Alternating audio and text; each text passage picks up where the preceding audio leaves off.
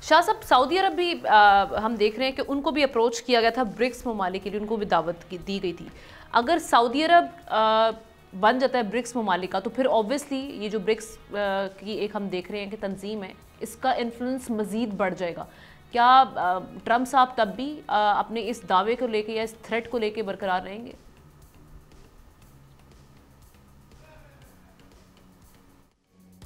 देखिए, मेरे ख्याल में पॉलिटिकली अगर देखा जाए तो ज़ाहिरी बात है कि ट्रंप एडमिनिस्ट्रेशन का फोकस चाइना भी रहेगा, ट्रंप एडमिनिस्ट्रेशन का फोकस रशिया भी रहेगा।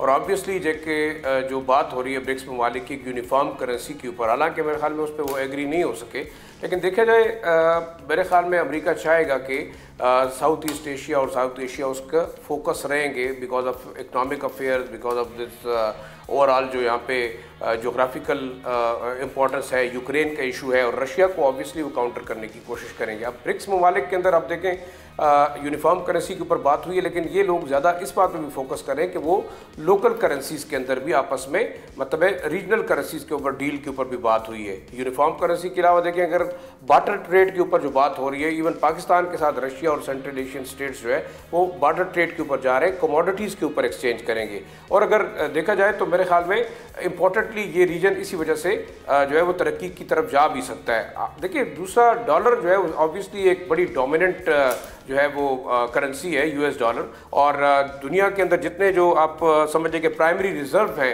जितने ममालिक के, एटलांटिक काउंसिल की एक रिपोर्ट भी है कि वो सबसे ज़्यादा जो है रिलाय करते हैं यूएस डॉलर। तो ये अपनी जगह एक इन्फ्लुएंस उनका रहेगा, लेकिन ऑब्वियसली अमेरिका चाहेगा कि उन ममालिक के अंदर जहाँ वो डॉलर के थ्रू चीज़ें कंट्रोल करते हैं। मिसाल के तौर पर आप देखें पाकिस्तान के अंदर जब करेंसी फ्लक्चुएशंस होती है तो क्या होता है, अब अगर पाकिस्तान की करेंसी डॉलर है भी नहीं, लेकिन यहाँ जो इलीगल ट्रेड है डॉलर का थ्रू अफगानिस्तान और पाकिस्तान की पूरी इकॉनमी को बिठा देता है, बल्कि 2-4 रुपए के ऊपर नीचे होने से आप देखते हैं कि पूरा एक शिफ्ट आ जाता है आपकी ओवरऑल इकॉनमी के ऊपर। तो मेरे ख्याल में जो ममालिक इनडायरेक्टली अमेरिका बेशक अगर कंट्रोल नहीं कर सकता, वो इस तरीके से अपने जो है वो इकोनॉमी के थ्रू कंट्रोल करता है उनको। बेशक अगर वो रिजीम चेंज करता है या नहीं करता, ये एक अलग कहानी है।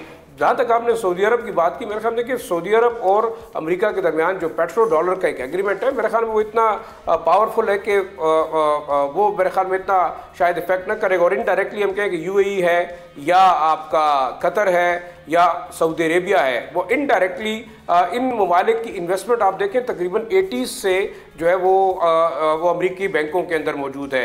और अगर आज हम जिस बात करें ना कि इस्लामिक जो बैंकिंग की बात करें, वो आज से 100 साल पहले अमेरिका के अंदर तमाम मिडल ईस्टर्न कंट्रीज़ का पैसा वहाँ पे इन्वेस्ट है। तो मेरे ख्याल में देखिए वो चीज़ें अपनी जगह पे होंगी। ऑब्वियसली अमेरिका अपनी बदमाशी चाहता है, जैसे डॉक्टर साहब ने कहा, और वो ट्राई करेगा। अब कितना पावरफुल ये ममालिक हो सकते हैं, लेकिन रशिया के कॉन्टेक्स्ट में इंपॉर्टेंट है, चाइना के कॉन्टेक्स्ट में इंपॉर्टेंट है, क्योंकि जो BRI CPEC का प्रोजेक्ट बनेगा ऑब्वियसली चाइनीज ज़्यादा मार्केट को एक्सेस करेंगे। और आप देखें यूएस मार्केट रिलाय करती है चाइनीज प्रोडक्ट्स के ऊपर। तो देखिए सबसे इंपॉर्टेंट इशू ये कि मुश्किल होगा इनको काउंटर करना, लेकिन अमेरिका चाहेगा कि वो किसी भी तरीके प्रेशराइज करें इन ममालिक को जो कि ब्रिक्स। लेकिन हम अगेन वही प्रेशराइज किस हद तक कर सकते हैं। सब्सक्राइब करें और बेल दबाएं ताकि कोई खबर रह न जाए।